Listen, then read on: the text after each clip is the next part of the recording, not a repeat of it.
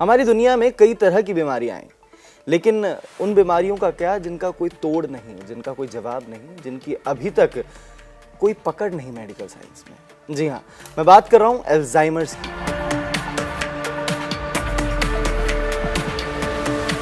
आज है world Alzheimer's day. कुछ ऐसे सवाल हम सबके जहन में हैं अल्जाइमर्स को लेके जो हम अक्सर पूछना चाहते हैं, लेकिन जवाब ढूंढने के लिए हमें डॉक्टर के पास खुद चलकर जाना पड़ता है, जहां पर हम खुद आलस कर जाते हैं।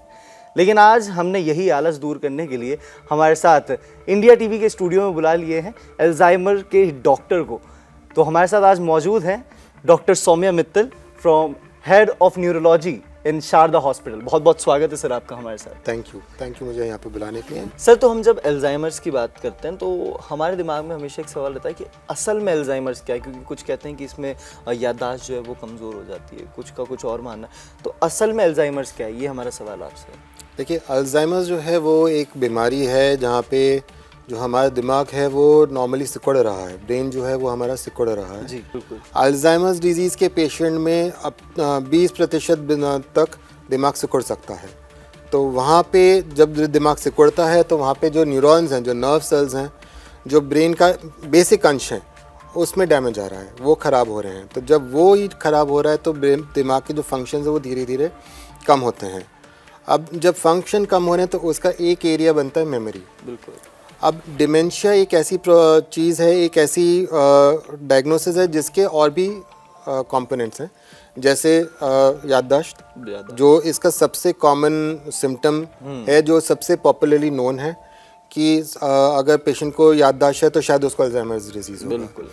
दूसरा सिम्टम होता है कि पेशेंट को गिनती करने में प्रॉब्लम होती है। अगर वो बाज़ार गया हुआ है, उसने 100 रुपये का नोट दिया, उसको वापस 20 रुपये वापस लेने, उसको याद नहीं रहेगा या वो कैलकुलेट नहीं कर पाएगा कि हमें उतने लेने हैं।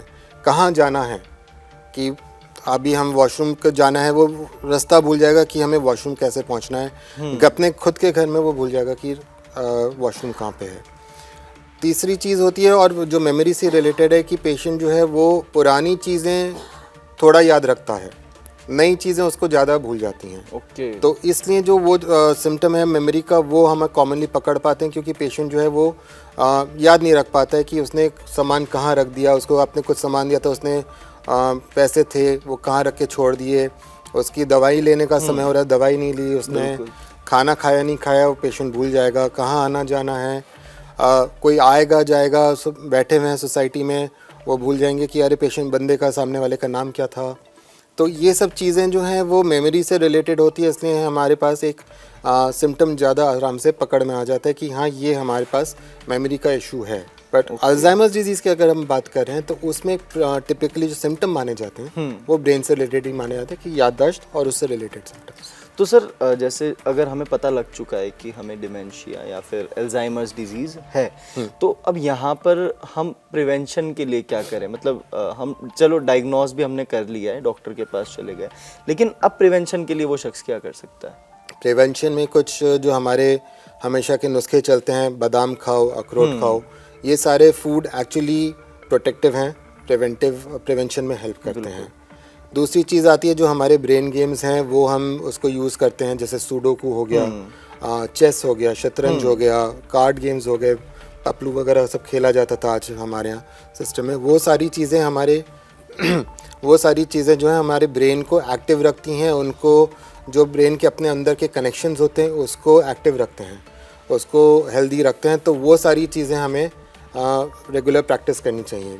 आज की डेट में कोई भी बंदा, कोई भी शख्स ऐसा नहीं होगा जो ये बोल देगा कि उसको टेंशन फ्री है, उसको परेशानियां नहीं है, डिप्रेशन नहीं है। ये सारी चीज़ें भी ब्रेन के ऊपर असर करती हैं, ये सारी चीज़ें भी ब्रेन के जो न्यूरॉन्स हैं उनको असर करते हैं। तो इस चीज़ को भी हमें ध्यान रखना है। एक regular physical exercise regime, daily की वॉक, डेली की एक्सरसाइज, ये भी हमारे ब्रेन को हेल्प करती है। ये हेल्प करती है कि वहाँ पे जो हमारे ब्रेन में कुछ पर्टिकुलर केमिकल्स हैं जो सिक्रीट होते हैं, और उससे ये चीज़ इम्प्रूव करती है। तो फिज़िकल एक्सरसाइज, मेंटल एक्सरसाइज, दोनों चीज़ें हमारे लिए बहुत ज़रूरी हैं कि हमारा ब्रेन का फंक्शन हेल्दी रहे। तो सर, जैसे हमने जब बात की थी स्टार्टिंग में भी मैंने कहा था कि इसका अभी तक कोई क्योर नहीं है, अगर पर्टिकुलरली हम मेडिकल, तो क्या सही में कोई क्योर है कि हाँ ये 100% डिमेंशिया को देखिए ठीक कर सकता है? ये बात बिल्कुल सही है कि अभी तक हमारे पास पूरी तरह से क्योर नहीं है इस बीमारी का, पर कुछ दवाइयाँ हैं जो हेल्प करती हैं और वो जिसको कहना चाहिए कंट्रोल करने में हेल्प करती हैं। अच्छा। ये नहीं कहेंगे कि वो बीमारी को रिवर्स कर देती हैं। बीमारी फिर भी प्रोग्रेस कर सकती है, फिर भी उसमें बढ़त ही होती है, पर उस दवाई से हमें पास थोड़ा सा समय बढ़ जाता है। और ये दवाइयाँ बेस्ट काम तभी करती हैं, सबसे अच्छा असर तभी दिखाती हैं जब हम उनको जल्दी लें। ठीक है। तो जिस समय हमारी बीमारी जो है वो अर्ली स्टेजेस में है, उस समय अगर हम दवाई चालू कर देते हैं तो हमें ये चीज़ें ये सिम्टम जल्दी थोड़ा सा उसको स्लो डाउन कर सकते हैं। अगर ये पेशेंट हमारे पास एडवांस स्टेज में आता है तो अक्सर दवाई देने के बाद भी कोई असर नहीं आता है। दूसरी चीज़ ये है कि इसमें बहुत सारी रिसर्च अभी चल रही है, बहुत सारी दवाइयाँ हैं जो अभी फॉर्मेलिटीज़ में हैं कि उससे इम्प्रूवमेंट है, बट अगेन उसमें भी कंट्रोल है। अभी हम ये नहीं कहेंगे कि हाँ क्योर है, ठीक है। पर अभी अगर हम देखें तो देखिए क्योर तो बहुत सारी बीमारियों में नहीं जी, बहुत शुगर का भी क्योर नहीं है, ब्लड प्रेशर का भी क्योर नहीं है, और ये बीमारियां भी जो हैं वो हमारे सिस्टम को, ब्रेन को अफेक्ट करती हैं। तो वो चीज़ें भी हमें कंट्रोल करनी चाहिए और इसका भी इलाज करना चाहिए। जैसे शुगर और ब्लड प्रेशर के लिए हम दवाई लेते हैं ताकि उसको कंट्रोल कर सकें, वैसे हमें अपनी याददाश्त के लिए भी दवाई लेनी चाहिए ताकि हम उसको, अगर सिम्टम आ रहे हैं तो उसको स्लो डाउन कर सकें। सर, इंडिया में अगर, जैसे मैंने एक आंकड़ा शुरुआत में रखा था कि इंडिया में बीते कुछ सालों में अगर बात करें 2 डिकेड्स या 3 डिकेड्स में, तो डिमेंशिया के केसेस बढ़ते नज़र आ रहे हैं। यूएसए, कनाडा, चाइना, जापान, ये सबसे ज़्यादा प्रोन है, इससे पहले थे। लेकिन अगर हम पिछले 2 या 3 डिकेड के निकाल लें तो इंडिया अब टॉप 5 में आ चुका है जहाँ पर प्रोन है। तो ये बढ़ते जो आंकड़े हैं, इसके पीछे का क्या रीज़न है?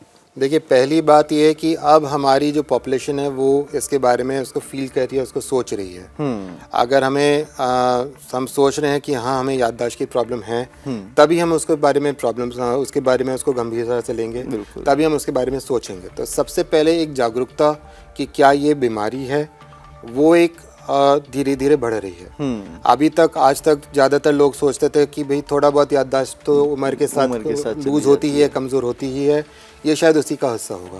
तो ये धीरे धीरे ये एक जागरूकता बढ़ रही है कि हाँ ये बीमारी का भी हिस्सा हो सकता है, हमें उसके लिए इलाज करना चाहिए, उसको देखना चाहिए कि क्या है। बिल्कुल। दूसरी बात, इंडिया की जो पॉपुलेशन है वो धीरे धीरे हमारी एल्डरली पॉपुलेशन की तरफ बढ़ रही है। हमारा जो एल्डरली एज ग्रुप है उसका परसेंटेज धीरे धीरे बढ़ रहा है। अब अल्जाइमर्स डिजीज़ एक डिजीज़ है जो कॉमनली ज़्यादातर बुज़ुर्ग लोगों में मिलती है। 65 के आसपास इसका जो एज ग्रुप है वो कॉमनली 60 से 65 के बीच में स्टार्ट होता है। तो ये पॉपुलेशन जब बढ़ेगी तो ऑटोमेटिकली उसकी जो बीमारियां हैं, उसकी जो तकलीफ़ें हैं वो बढ़ेंगी। तो उसी के साथ ही अल्जाइमर्स डिजीज़ की बीमारी इसलिए थोड़ा सा धीरे धीरे हमारी बढ़ रही है। सर, जो आपने एज की बात की कि 65 अबव जो होता है, पर यंग जो एडल्ट्स होते हैं उनमें बहुत कम, मतलब रेयरली ही कहीं देखने को मिलती है ये बीमारी।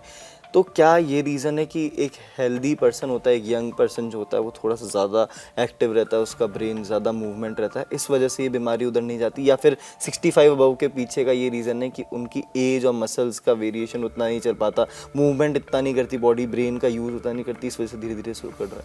देखिए, 2 चीज़ें, ऐसा नहीं है कि यंग पॉपुलेशन में अल्जाइमर्स नहीं हो सकता। अल्जाइमर्स डिजीज़ जो है वो 45 से 50 साल की उम्र से भी स्टार्ट हो सकता है, और कॉमनली ये जो है जो यंग पॉपुलेशन में हमें मिलता है ये ज़्यादातर जेनेटिक होता है।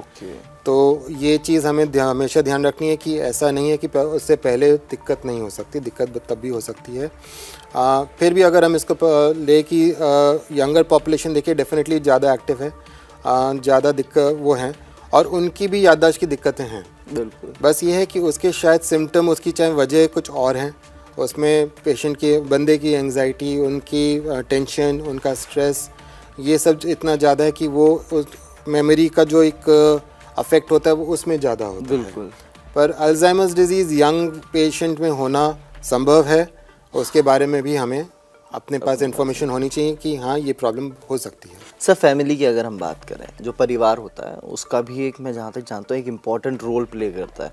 तो उसमें जब हम अल्जाइमर्स डिजीज़ किसी को हो चुकी है तो परिवार वालों का क्या जिम्मा बनता है, क्या उनकी रिस्पॉन्सिबिलिटी है और वो क्या कुछ कर सकते हैं उस व्यक्ति को मतलब थोड़ा बेटर फील कराने के लिए या इम्प्रूवमेंट दिखाने के लिए?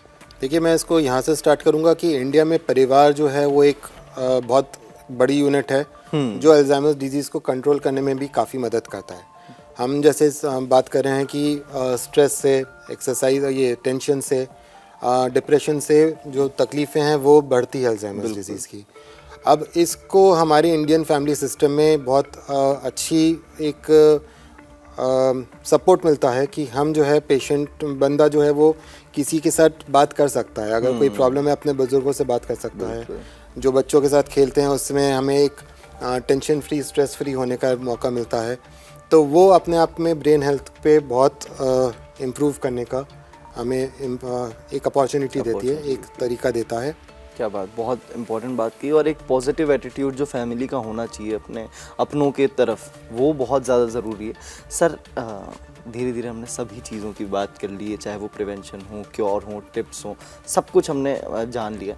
एक आखिरी मैसेज जो आप हर परिवार को जो इसे जूझ रहा है या फिर कुछ जिससे कि वो अवेयर हो पाए अल्जाइमर्स की तरफ, क्योंकि काफ़ी लोग इसे लाइटली लेते हैं कि हमें कहाँ कुछ होने वाला है, हम तो पहले से स्ट्रॉन्ग है, कहाँ अल्जाइमर्स हो, तो उसके प्रति वो थोड़े से सजग बने।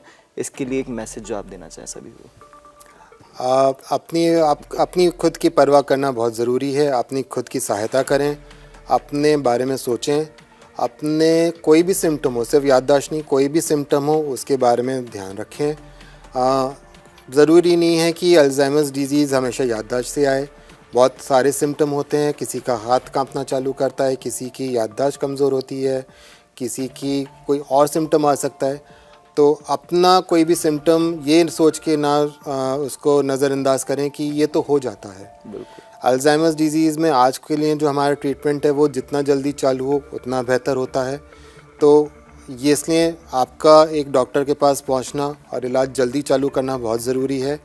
तो इसलिए अपने किसी भी सिम्टम को नज़रअंदाज ना करें, उसके बारे में कम से कम एक बार एक परामर्श करें और उसी को इम्पोर्टेंस दें, अपने सिम्टम्स को इम्पोर्टेंस दें। ये आपको कुदरत एक मौका दे रहा है अपने ऊपर फोकस करने का, अपने ऊपर ध्यान देने का। अपने सिम्टम्स को कभी भी नज़रअंदाज नहीं करना चाहिए। तो परिवार जो भी हैं, अगर आपकी फैमिली में कोई इस चीज़ से गुजर रहा है तो प्लीज़ अपनों का ध्यान रखें, साथ ही खुद का भी ध्यान रखें, थोड़े से सजग बने। किसी भी चीज़ को लाइटली लेना खुद के लिए अच्छा नहीं है। और प्रिवेंशन के लिए जो आज हमारे साथ मौजूद डॉक्टर साहब ने जितनी भी टिप्स बताई हैं उन सभी का ध्यान रखें, क्योंकि आपकी एक भूल, एक लाइट लेने वाली आदत चीज़ों को कहीं ना कहीं आपको बहुत गहरे कुएं में डाल सकती है। तो प्लीज़ इस वर्ल्ड अल्जाइमर्स डे थोड़ा सा सजग खुद के लिए भी। Thank you so much sir. Thank you so much.